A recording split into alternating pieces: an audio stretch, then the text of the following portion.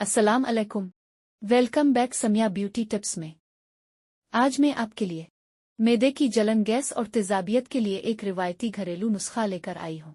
इस नुस्खे के अज्जा ये हैं: सौंफ 50 ग्राम, खुश्क धनिया 50 ग्राम, बड़ी इलायची 20 ग्राम, सफ़ेद पुदीना 10 ग्राम और 1 किलो मिश्री।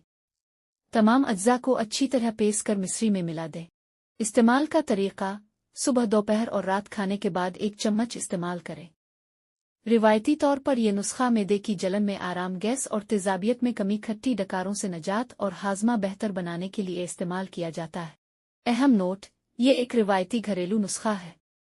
अगर मैदे की जलन बार बार हो, बहुत शदीद हो या उसके साथ दीगर अलामात भी हों तो ज़रूर किसी मुस्तनद डॉक्टर से रुजू करें।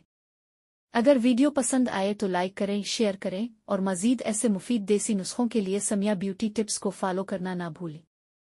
अल्लाह हाफ़िज़।